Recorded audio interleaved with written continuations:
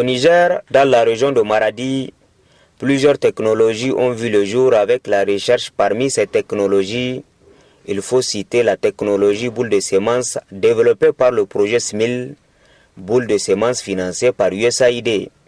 L'évaluation participative et l'appréciation systématique des résultats d'une technologie pour des fins de prise de décision.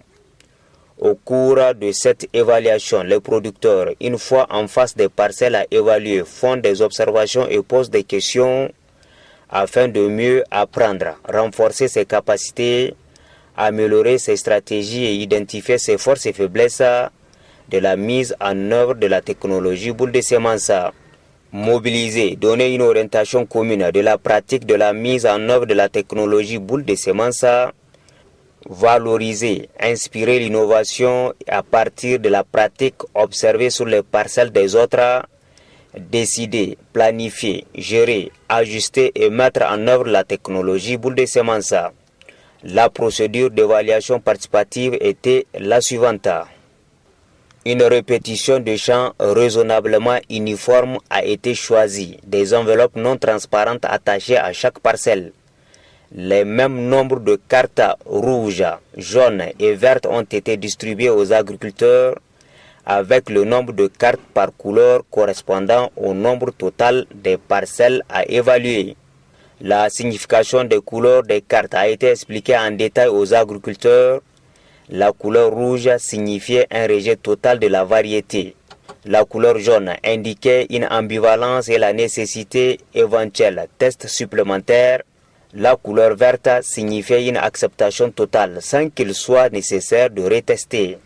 Les agriculteurs devraient répéter la signification des couleurs de cartes dans leurs propres mots. Les agriculteurs ont fait le tour des parcelles sans aucun commentaire pour observer la parcelle de fond en comble, l'étalage, la longueur des épis, la forme et la couleur des graines, autre aspect positif de la parcelle expérimentale. Le vote a eu lieu séparément par sexe.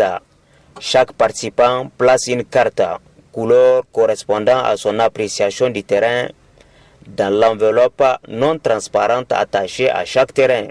Les participants votaient un par un pour éviter la possibilité d'échange ou d'influence d'une autre personne. Une fois fini, un décompte est fait afin de connaître les voix obtenues par chaque parcelle et par catégorie de producteurs votants. Par exemple, pour le cas du champ de Mazou du village de Koukabière, nous avons obtenu comme résultat pour les hommes visiteurs 15 cartes vertes, une carte jaune et 0 carte rouge. Pour les femmes visiteuses, 10 cartes vertes, 0 carte jaune et 0 carte rouge. Pour les hommes du village, 20 cartes vertes, 3 cartes jaunes et 0 carte rouge. Et pour les femmes du village, 11 cartes vertes, 0 carte jaune et 0 carte rouge. Ce qui fait un total de 56 cartes vertes, 4 cartes jaunes et 0 carte rouge. Après le décompte, le résultat est communiqué aux votants qui sont les producteurs et des questions sont posées sur les raisons de leur choix sur chaque couleur. C'est l'occasion de prendre du recul, d'avoir une vue d'ensemble des actions et d'en faire une interprétation collective. Les performances variétales en termes de précocité et de rendement, mais d'autres caractères agromorphologiques sont importants pour les agriculteurs, à savoir les caractéristiques de transformation telles que la facilité de battage, de décortiquage et de broyage. C'est un moyen de mieux comprendre le contexte entourant les actions, l'écart entre ce qui était prévu et ce qui est réellement arrivé, ce qui peut être amélioré, intégré dans les pratiques pérennisées ou ce qu'il faudrait arrêter. L'évaluation recherche a rendu plus rigoureuse et plus organisée cette collecte d'informations et d'analyses qui en découle.